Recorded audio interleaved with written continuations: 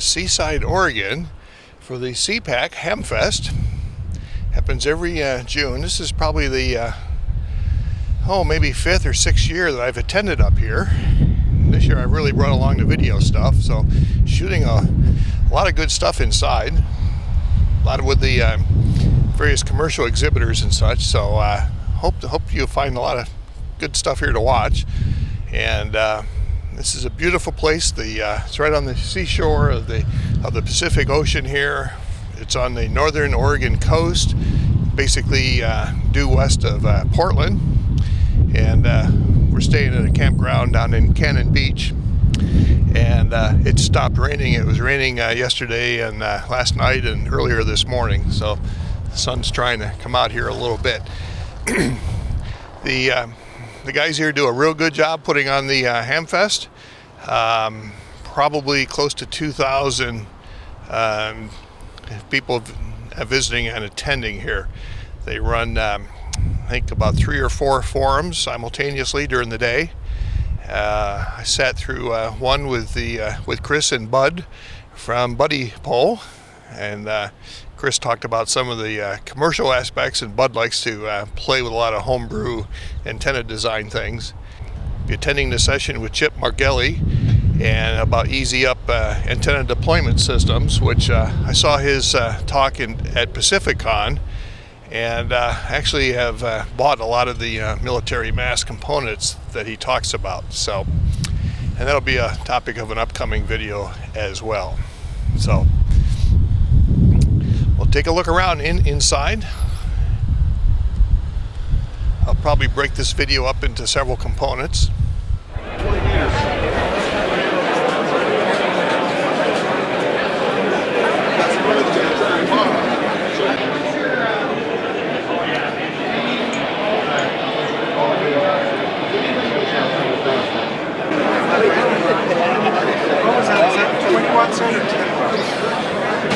Oh, that's over here. Okay.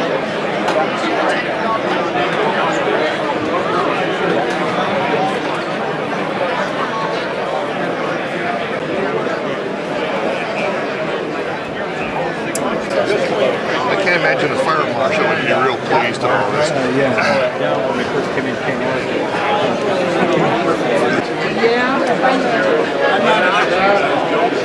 guy in the corner here has a whole. That is the capacitor run board. Oh. Highly efficient, very quiet.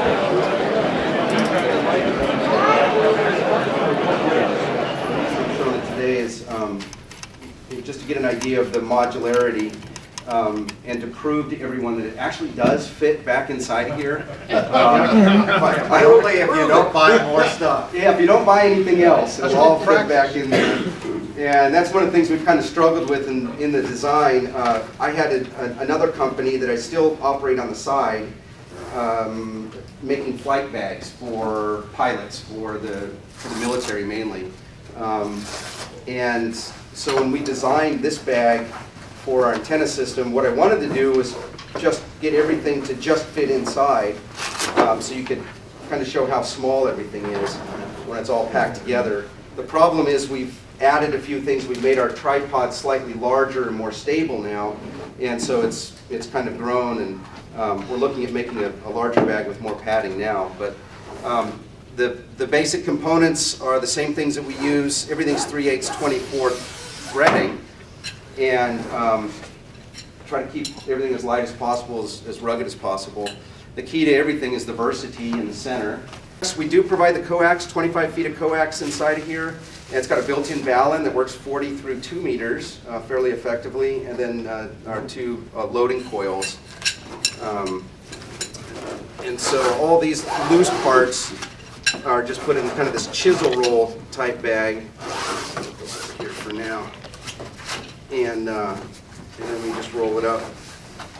It takes about 5 minutes after you've done this 500 times. Yeah, 400 times. No. Get started. The key to doing this, by the way, there is a video on YouTube.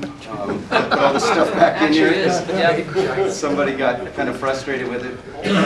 But the tripod goes in first, and then the mast goes in second next to it, and then you put And then the rotating arm kit, we kind of use the dead space up here at the top between the tripod legs.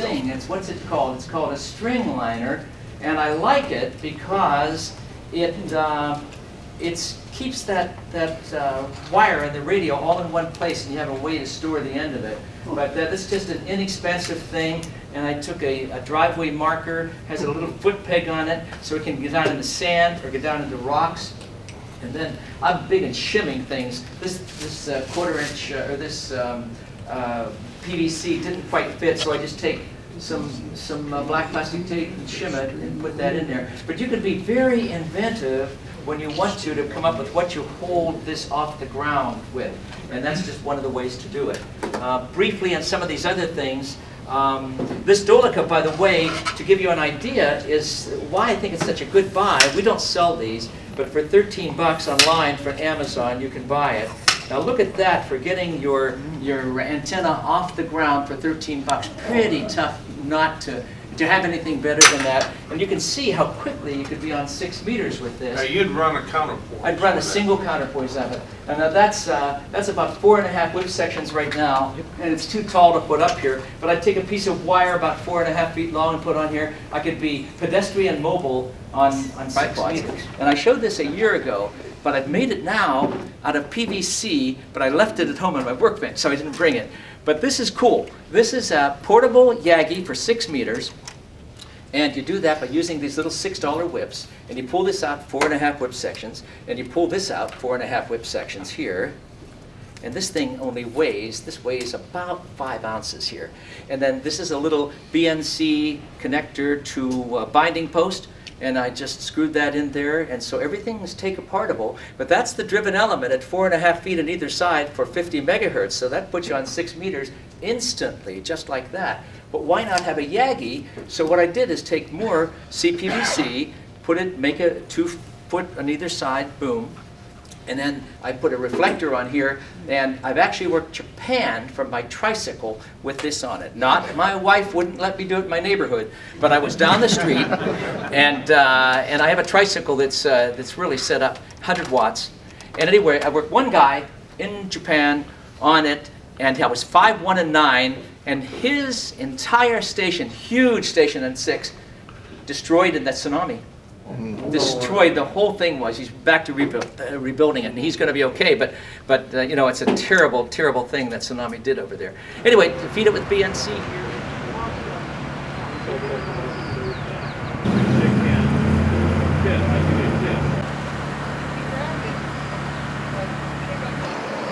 This is have something similar.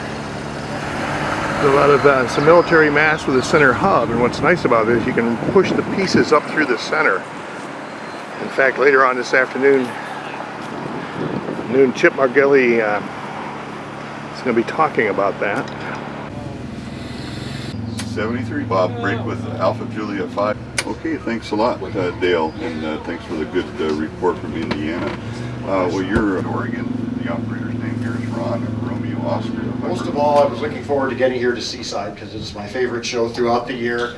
The committee does a tremendous job, and it's truly a weekend to look forward to, and I'm glad to see so many familiar faces and a lot of new friends here this weekend. The subject matter this afternoon is quick deployment antennas for emergency communications or field day, not necessarily in that order.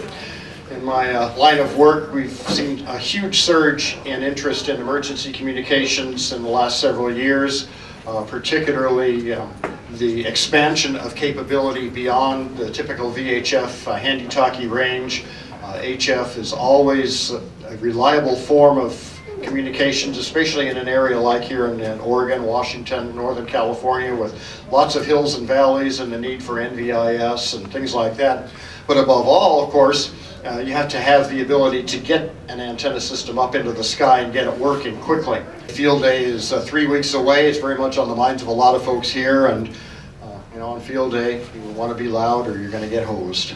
A few years back, my local radio club that I've been associated with in Orange County, California, W6ZE, made the mistake of asking me to put up the, organize a little VHS station so they could get some points. And so you can see the result. I don't know, we must have had 7 towers for VHF alone there and beams everywhere.